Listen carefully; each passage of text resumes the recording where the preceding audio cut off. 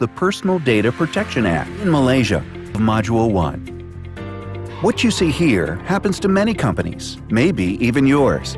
These are some examples of poor data handling behaviors by employees that may put company data at risk.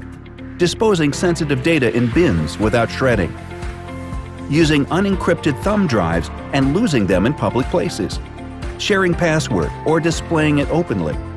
Leaving sensitive data or confidential information lying around without cleaning your desk. This kind of behavior happens when employees fail to realize that personal data are valuable assets that involve the privacy of individuals. All personal data must be treated with care to prevent it from being misused, abused, or falling into the wrong hands. Every day, your company deals with all types of information in both digital or conventional form. Among them, 1. Customer information, and 2. Employee information, such as names, home addresses, email addresses, telephone numbers, identity card numbers, and bank and credit card details. If this personal information can determine the identity of an individual, it is known as personal data. In Malaysia, the Personal Data Protection Act, or in short, the PDPA, has been passed to regulate and control how personal information are collected, used and processed by companies and organizations for purposes of conducting commercial transactions. The PDPA is administered by a Personal Data Protection Department, an agency under the Ministry of Communications and Multimedia in Malaysia. They have broad inspection and enforcement powers.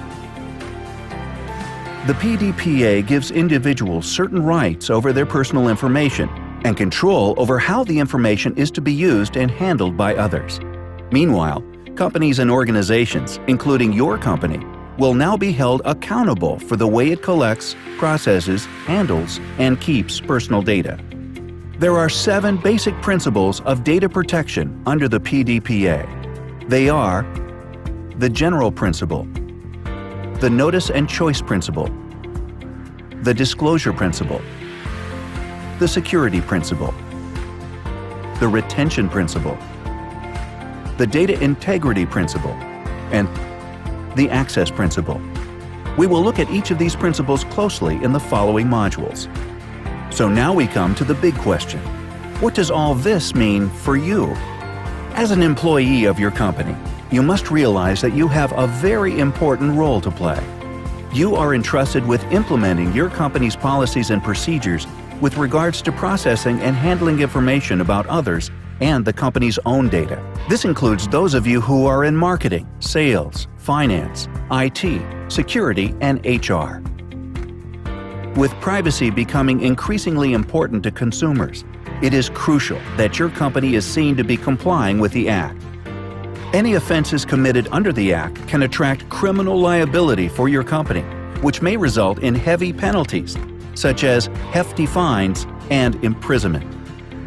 Getting into trouble with the Commissioner over personal data will also damage your company's reputation and brand name. Customers will lose trust in your company and will negatively perceive your company as being disrespectful or careless when it comes to taking care of people's personal data.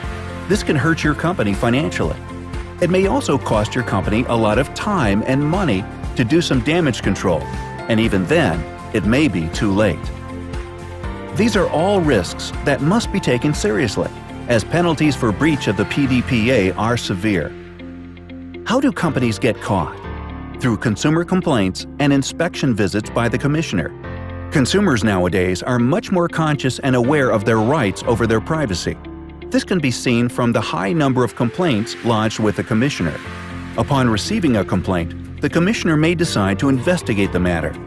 If the Commissioner finds that there has been a breach, the Commissioner will issue an enforcement notice, telling the company to take specific steps to remedy the breach. If this is not complied with, the company can be charged with criminal liability. The Commissioner also has powers to carry out inspection visits to inspect a company's personal data systems and records. Extensive enforcement powers are also granted to the Commissioner and its authorized officers, such as powers of search and seizure, both with and without warrant.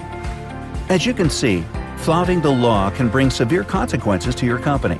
We hope that it is now clear to you why compliance is critical and must be taken seriously. As an employee, you need to be well-versed with the do's and don'ts of processing your company data to make sure that your practices stay within the boundaries of the law. End of Module 1. Thank you.